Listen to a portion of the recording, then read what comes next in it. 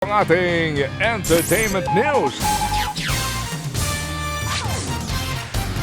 Nagbigay nga po ng pugay sa huling pagkakataon ng malalaking pangalan sa showbiz at mga mahal sa buhay ng namayapang batikang aktres na si Miss Gloria Romero. Naka-red carpet pa para sa Queen of Philippine Cinema bago nga i-cremate ang kanyang labi kagabi. Nagbuhos din ng puting petals ng rosas habang hinahatid siya ng mga mahal sa buhay sa crematorium. Bago po yan nagdaos ng misa sa huling araw sa huling araw ng burol kahapon.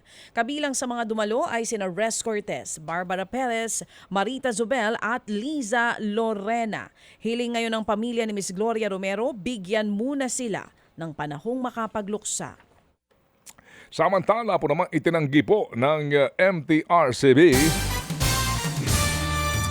na nagkakaroon sila ng review sa pelikulang The Rapist of Pepsi Paloma. Ayon sa ahensya, kulang daw sila sa requirements kaya hindi po na-review ang pelikula. Humihingi sila sa distributor ng pelikula ng certificate at clearance na nagsasabing walang nakabimbing kaso kaugnay po ng pelikula. Titiyak din po ng MTRCB na metikuloso ang pagdadaanan po review ng pelikula sakali nga pong ito'y umabot sa puntong iyon. Hindi rin daw nila kinukonsinte ang anuman pong pagpapakalat ng maling informasyon para siraan ang ahensya. Sa isang Facebook post, inanunsyo po ng direktor na si Daryl Yap na under review daw ang kanyang pelikula, bagay po na pinabubulaanan naman ng naturang ahensya. Samantala, hindi naman inaasahan ni Bacoy De Leon na tatagal ang kanyang karakter na si David sa hit seryeng Batang Quiapo. Kahit madalas ngang kainisan si David sa serye, nagpapasalamat siya sa suporta. Kapag kinaiinisan, isa lang ibig sabihin nun, effective sa role. Dapat daw abangan ang mas maaksyong eksena at mas kakabahan na rin daw si David ngayon. Hindi raw mapapagod ang seryeng Batang Quiapo na magbigay ng magandang storya. Abangan po mga susunod na kaganapan sa Batang Quiapo sa TV5 alas 8 ng gabi.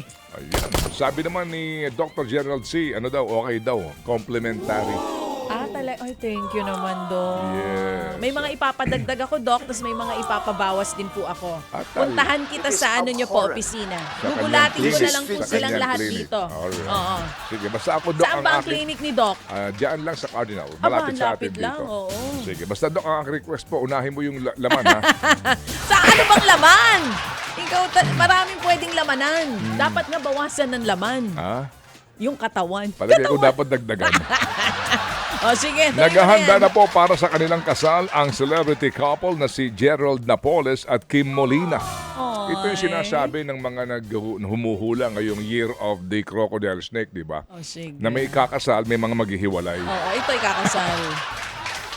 Sa 2025 Year of the Crocodile Snake, may mga ikakasal at may mga maghihiwalay. Ayaw mo talaga tantanan yung crocodile snake.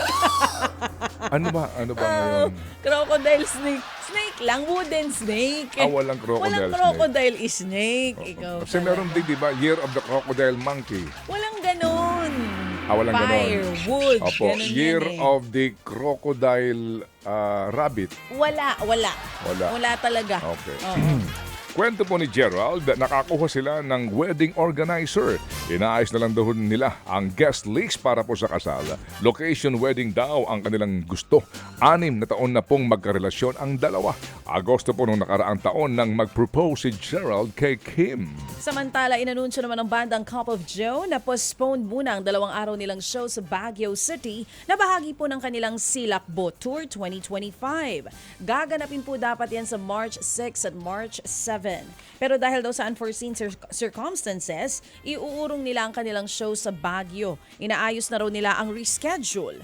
Para naman sa mga gustong magpa-refund, handa raw silang magbigay ng 100% full refund. Tuloy pa rin naman ang concert nila sa Smart Araneta Coliseum on February 8 and 9.